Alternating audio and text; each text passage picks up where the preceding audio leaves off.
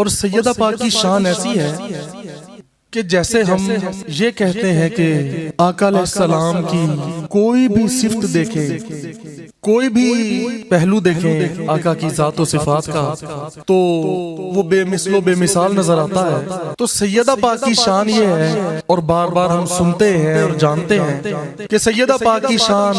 اگر ایک جملے میں کہی جائے تو وہ بس یہ ہے کہ جو ام المومنین صدیقہ کبریٰ عائشہ صدیقہ سلام اللہ علیہ ورضی اللہ تعالیٰ عنہ آپ فرما چکی کہ فاطمہ کو دیکھو تو سیرت اور کردار میں، عادات و اطوار میں، اٹھنے بیٹھنے میں، چلنے پھرنے میں، بولنے چلنے میں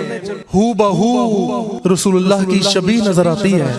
اور حضور کا مظہر نظر آتی ہے۔ تو اس سے بڑھ کر کیا شان ہوگی اگر ہم سمجھیں اس بات کو کہ جیسے آقا علیہ السلام کی شان کبھی بھی بیان نہیں ہو سکتی۔ جیسے عرض میں نے کیا تھا کہ اللہ پاک فرماتا ہے، اللہ کریم قرآن میں اپنے بارے فرماتا ہے کہ میری شان یہ ہے کہ تمام سمندر سیاہی بن جائیں، تمام درخت قلم بن جائیں، اور آسمان و زمین پہ تمام رہنے والے لکھنے لگ جائیں اور قیامت تک لکھتے رہیں، تو میری شان اور میری صفات بیان کرنے کا حق ادا نہیں کر سکتے۔ تو آقا فرماتے ہیں کہ اللہ نے میرے ذکر کو اپنا ہی ذکر قرار دیا ہے، جو میرا ذکر ہے وہ اللہ کا ہی ذکر ہے، اور اللہ کی بات اور ذکر اور شان کیا ہے کہ تمام سمندر سیاہی بن جائیں، تمام درخت قلم بن جائیں، اور زمین و آسمان پہ رہنے والے تمام لکھنے لگ جائیں، تو شان بیان نہیں کر سکتے۔ تو پھر حضور کی شان کا عالم بھی یہی ہوا، کیونکہ اللہ نے ان کو یوں بنا دیا، اللہ نے ان کے ذکر کو اپنا ذکر فرما دیا، اور اللہ کا ذکر تو کبھی ختم ہو نہیں سکتا۔ تو پھر ہم آگے آئیں، مزید دیکھیں، ہمیں نظر آتا ہے کہ حضور فرماتے ہیں کہ فاطمہ میری جان کا حصہ ہے، فاطمہ تو میری جگر کا ٹکڑا ہے، فاطمہ تو میری روح کا حصہ ہے، اور آقا فرماتے ہیں کہ فاطمہ کی رضا میں ہی اللہ کی رضا ہے،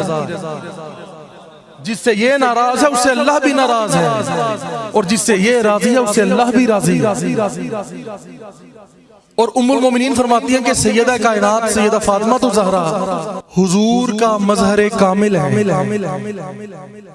آپ کا بات کرنے کا انداز بھی حضور سے ملتا ہے، یوں ہی لگتا ہے کہ حضور گفتگو فرما رہے ہیں۔ تو آپ سمجھیں اور سوچیں اس بات کو کہ سیدہ پاک کی شان کو ہم الگ سے کیسے بیان کریں، ان کی شان کے لیے کوئی الگ الفاظ کیسے لے کر آئیں۔